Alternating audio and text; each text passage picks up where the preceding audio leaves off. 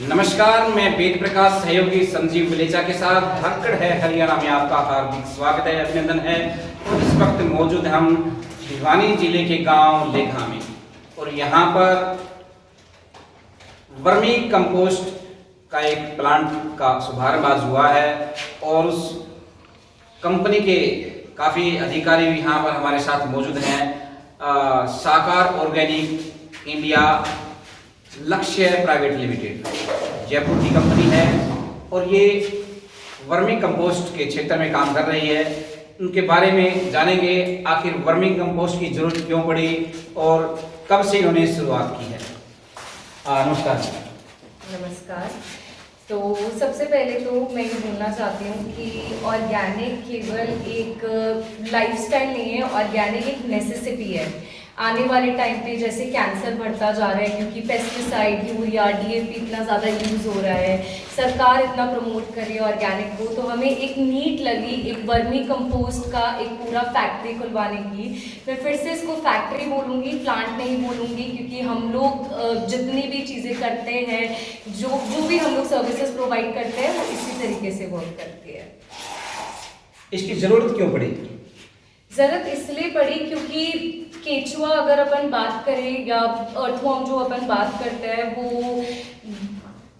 World का सबसे बड़ा फर्टिलाइजर मेकर है। मतलब पहले जब ग्रीन रेवोल्यूशन नहीं आया था उससे पहले केवल केचुआ खाद ही बनता था। तो इसी के चक्कर में अब आइडिया ये है कि वापस बैक टू बेसिक आए, वापस जो केचुआ खाद जो हमेशा से यूज होता था, जो सैकड़ों सालों से होता था, वो वापस लेके आया जाए। धन्यवाद। विकास जी, स्वागत है। नमस्कार जी। क्या कहना चाहेंगे विकास जी, कब इसकी शुरुआत आपने की, क्यों की? जी, हमने इसकी शुरुआत की 1.5 साल पहले। इसकी शुरुआत इसलिए की कि हम अब जो उगा रहे हैं और जो खा रहे हैं वो खाने लायक नहीं बचा और हमारी ज़मीन की गुणवत्ता खत्म होती जा रही है यूरिया डीएपी की वजह से। और ये मैं नहीं बोल रहा, ये सारे साइंटिस्ट बोलते हैं, सारी शोध बोलते हैं। तो उसके बेसिस के ऊपर हमें इसको सुधार करना था, तो इसलिए हमने इसकी शुरुआत की, क्योंकि जो कि यूरिया डीएपी में जो होता है वो सारे तत्व और कंपोस्ट में पाए जाते हैं। तो इसके लिए हम ज़मीन को भी सुधार रहे हैं, लोगों की हेल्थ भी सुधार रहे हैं और लोगों का बिजनेस भी डेवलप करवा रहे हैं। तो विचार क्यों आया आपका मन में?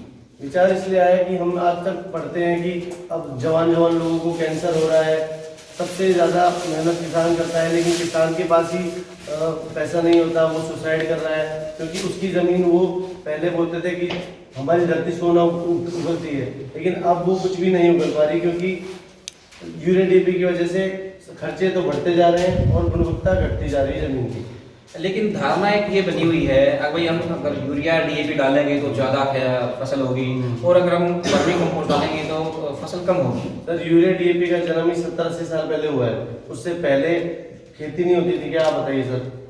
क्योंकि अब लोगों को ट्रेंड फॉलो करने की आदत हो चुकी है कि यूरिया डालेंगे तो और ज़्यादा होगा, जितना यूरिया की डोजेज तो बढ़ती जा रही है और फसल घटती जा रही है।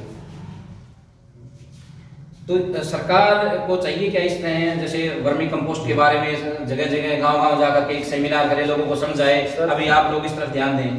सरकार की काफ़ी स्कीमें हैं, इसमें से एक स्कीम है अपने पीएम मोदी जी की परंपरागत कृषि विकास योजना।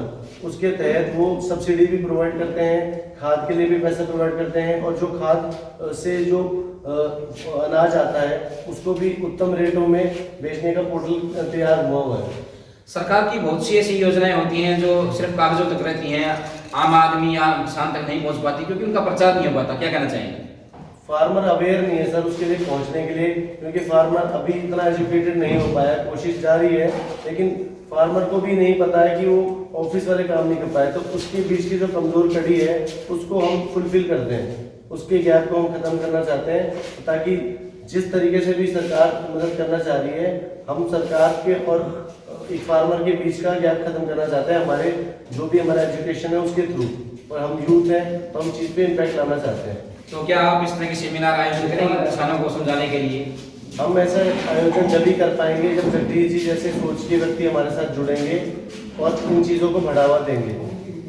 इसके बारे में आप जगदीश जी से पूछिए कि वो क्या चाहते हैं। जगदीश जी, स्वागत है आपका। किस प्रकार से आपने विचार किया कि भाई आप इस तरफ कदम बढ़ाएं और एक हमारी जो थाली है वो एक शुद्ध थाली हो? डॉक्टर साहब, आप देख रहे हैं कि पूरी दुनिया में, हमारे इंडिया में, पूरी दुनिया में सबसे ज़्यादा जो ओपनिंग हो रही है, सबसे ज़्यादा ओपनिंग वो हॉस्पिटल की हो रही है।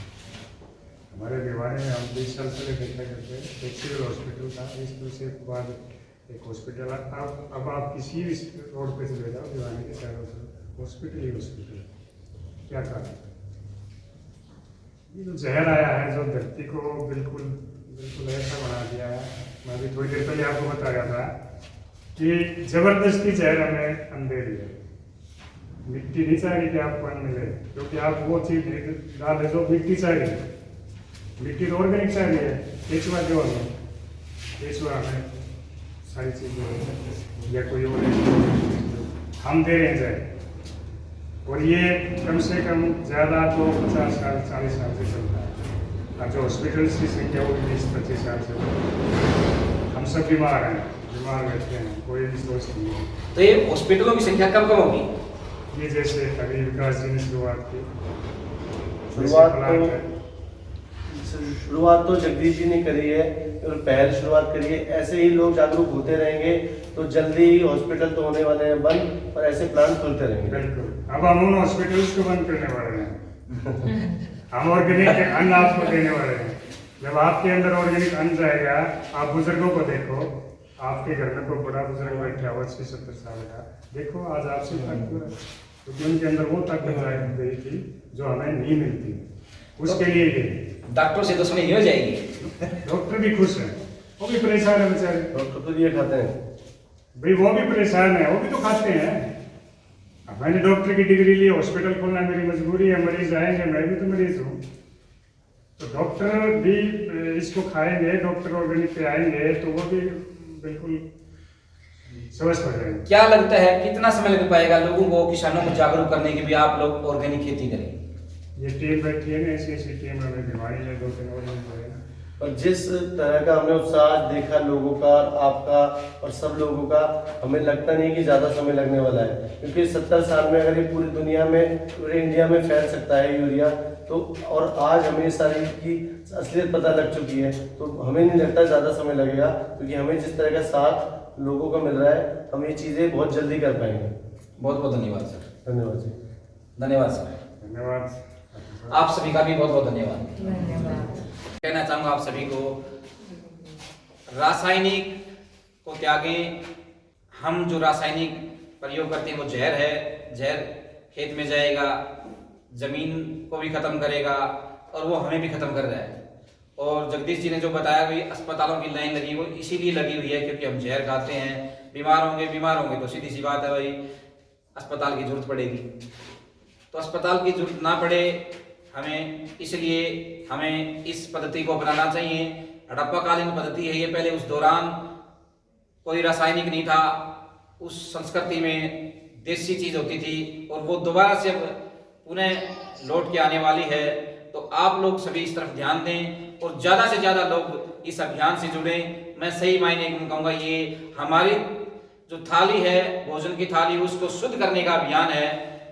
जहर भरी थाली को शुद्ध करने का अभियान है। इस अभियान से ज़्यादा लोग जुड़े और इस वीडियो को ज़्यादा से ज़्यादा शेयर करें, लाइक करें, वीडियो को सब्सक्राइब करें चैनल को। धन्यवाद। मैं वेद प्रकाश सहयोगी संजीव लेचा के साथ।